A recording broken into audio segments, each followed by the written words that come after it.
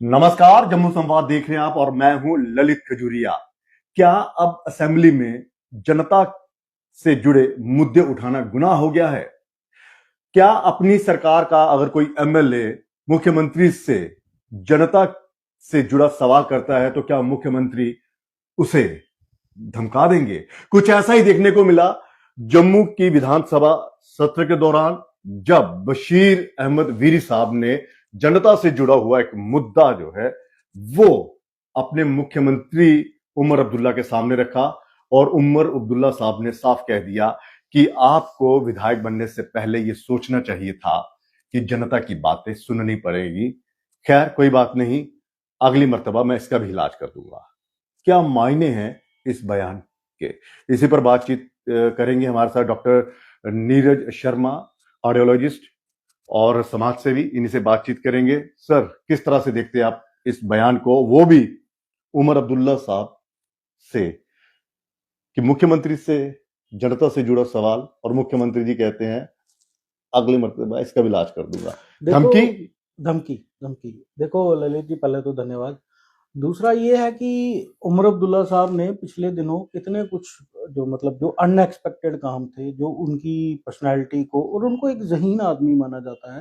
पहले तो आपने कहा कि आपको जूते पड़े अमित शाह जी से। किसको कहा?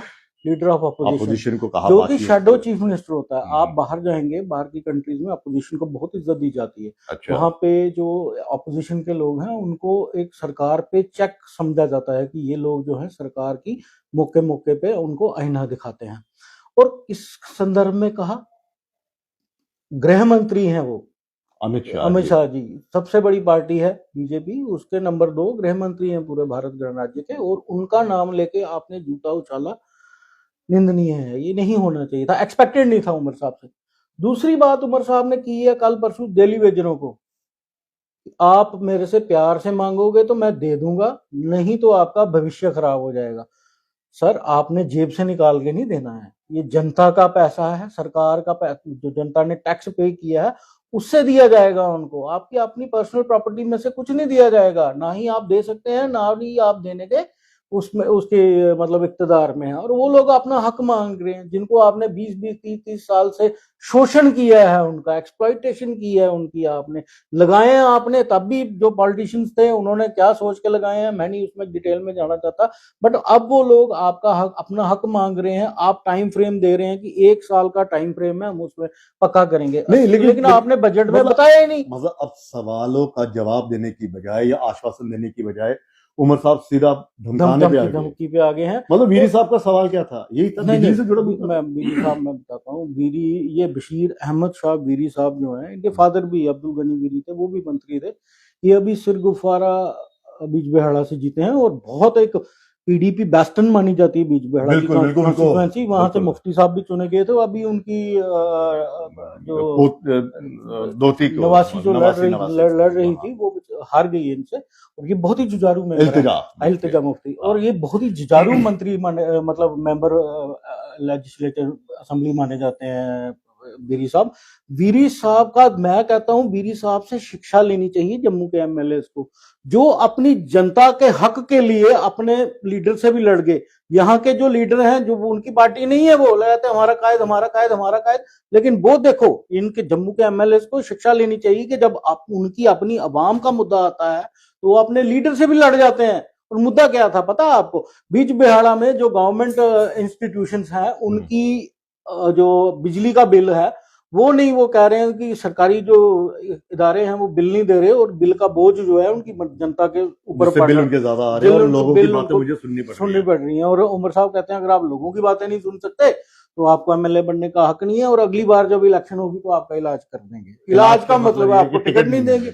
और ये उमर साहब को देखो ना, उस बंदे ने तो एक मतलब गुजारिश की थी। दूसरी जगह देखो, इन्होंने जैसे ये हैं रुहुल्ला मेहदी साहब, उन्होंने भी एमपी उन्होंने भी आंखें दिखाई, प्रोटेस्ट हुआ।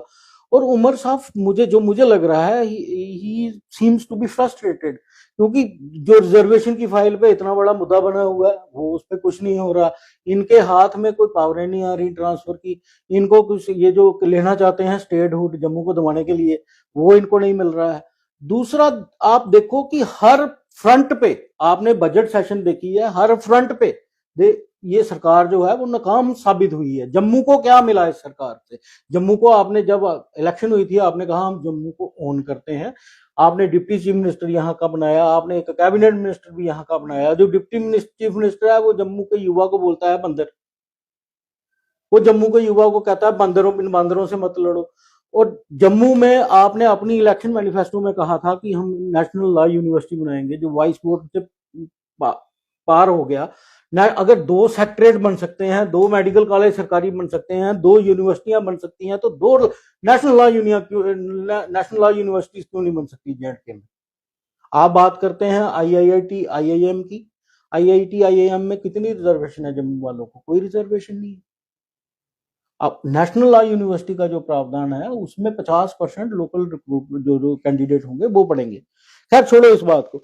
अब जो उमर साहब का जो बयानिया बना हुआ है, देखो 2019 से पहले के उमर साहब और अभी के उमर साहब में, मैं 2014 के उमर साहब में और अभी के उमर साहब में जमीन आसमान। क्या ये जो फर्क है ये इसी का है कि पहले वो स्टेट के मुख्यमंत्री हुआ करते थे, अब वो यूटी के मुख्यमंत्री है। चुनाव लड़ने से पहले इनको अपनी पावर्स का पता था कि मुझे चपरासी भी ट्रांसफर करने की पावर नहीं होगी। और एक देखो, और गुस्सा जो निकाल रहे हैं वो विधायकों पर निकाल रहे हैं, डेली वेजेस पर। और इन्होंने, जब आपको याद होगा जब मोदी जी आए थे, ट्रेन टू कश्मीर गई है कटरा से, उस दिन इन्होंने कहा कि मैं माता रानी के दरबार में खड़ा हूँ और यहाँ पे मेरी तो डिमोशन होगी, मैं स्टेट के चीफ मिनिस्टर से यूटी के गया और कोई लोगों की प्रमोशन होगी।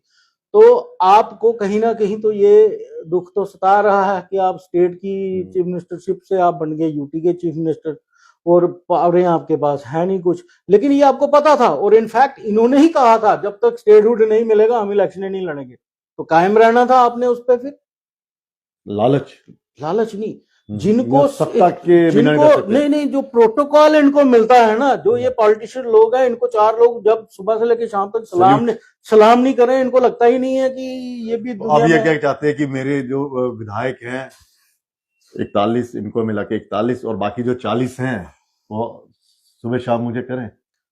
देखो विधायकों का तो मुझे पता नहीं, लेकिन मैं एक बात फिर से कहना चाहूंगा, जम्मू के जो विधायक हैं जो हमने चुन के भेजे, इनको शिक्षा लेनी चाहिए कि अगर अवाम का मुद्दा, आपकी कॉन्स्टिट्यूएंसी का मुद्दा, आपके लोगों का मुद्दा है, तो आपको अपने लीडर से भी लड़ने में उस बंदे ने गुरेज नहीं किया।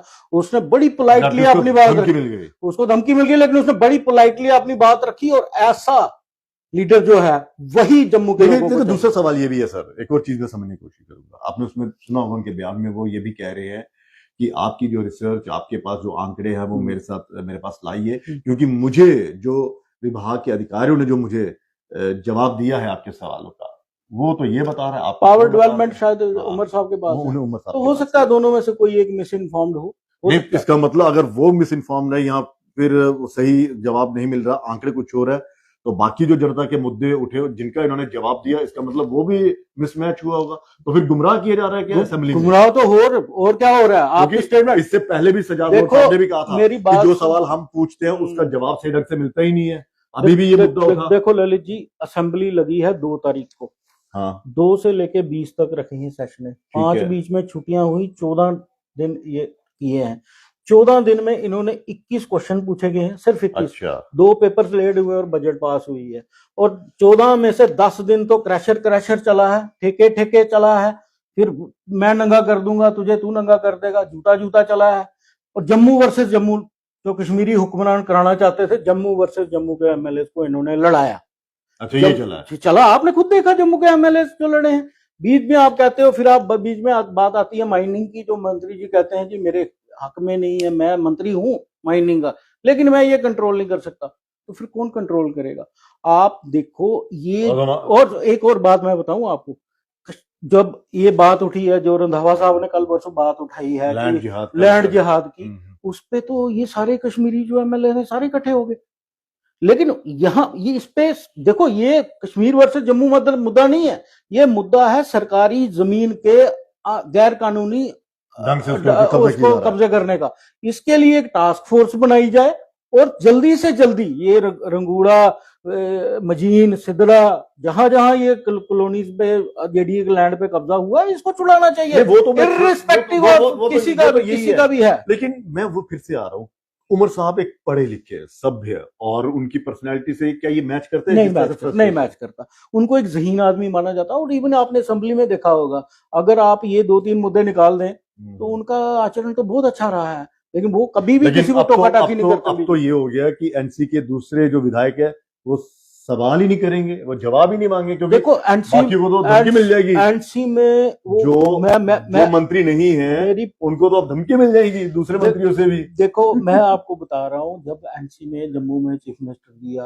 डिप्टी चीफ मिनिस्टर दिया और ये कैबिनेट मिनिस्टर बनाया, जिनको जो रात को आजकल रीलें डाल रहे होते हैं 10 बजे कैबिनेट मिनिस्टर का, तो इन लोगों को जब बनाया तो तब भी एनसी में खिलाफत का एक माहौल था कि आपने क्यों किया। दूसरी तरफ अब मेरी जो पेशन गोई है, जो आप कहते हैं ना अंग्रेजी में कहावत है, देयर इज ए लल बिफोर ए स्टॉर्म, मतलब क्वाइट एक चुपचाप कुछ नहीं हो रहा है लेकिन बाद में तूफान आना है। तो समंदर की खामोशी बता रही है। ये जो तूफान आने का मतलब ये भी है कि क्या पता कुछ लोग एनसी के बीजेपी के साथ मिलकर सरकार बनाए, जो अंदर इनका मुझे लग रहा है। तीन तो मतलब तीसरा भी खिलाफ हो गया अगर ये धमकी है। देखो मियां अल्ताफ साहब ने ओपनली जाहिर किया था, वो इनकी फिर बाद में मेल मिलाप हो गया। दूसरा अब्दुल्ला साहब तो ओपनली चल रहे हैं, और वो तो ये भी कह रहे हैं कि अब आपके पास तो बहाना मिल गया कि आप फाइल जल्दी, आप खुद ही ये फाइल जल्दी आप उसको नहीं करवाएंगे, क्योंकि आपको बहाना मिल गया कि हाँ बिजनेस रूल नहीं लागू हुए। देखो मुझे लग रहा है उमर साहब और बाकी की जो वरिष्ठ नेता हैं एनसी के, इनमें कोई जाती अना समझते हैं आप, ईगो, पर्सनल ईगो का मसला, जाती अना का मसला आ गया है। और उस मसले के सीनियर लीडर्स बने हैं, सीनियर लीडर्स बहुत है और उनको कुछ नहीं मिला। और आप जब आप जीत के आए हो और आप यहाँ पे आपने प्रॉमिस किया, आज आप पिछली बार आपने बजट पेश की तब नहीं आपने 6 सिलेंडर दिए, 200 यूनिट बिजली की बात नहीं की आपने तब। इस बार आपको पता है कि लोगों को पता चल गया है, हमारा झूठ पकड़ा गया। खुद कहा था कि मैं मैनिफेस्टो गलती कर दी मैनिफेस्टो छाप के। मतलब आप अगर आप मैनिफेस्टो, कुल मिलाकर यही है कि मैनिफेस्टो का बोझ जो है वो इनके सर पर बढ़ गया है, कांधों पर बढ़ गया, और ये फ्रस्ट्रेशन दिख रही है जो अब अपने विधायकों को बिल्कुल। चलिए, बहुत बहुत शुक्रिया इस तमाम बातचीत के लिए। तो कुल मिलाकर सवाल फिर वही कि एक सभ्य भाषा बोलने वाला हमारा मुख्यमंत्री वो इतने फ्रस्ट्रेट क्यों हो गए कि अपने ही, ठीक है विपक्ष को धमकाए तो अलग चीज है, अपने ही विधायक को धमका दिया और डेली वेजर्स को भी धमका रहे हैं। तो ये इशारा किस हो रहा है? फिलहाल इजाजत दीजिए, नमस्कार।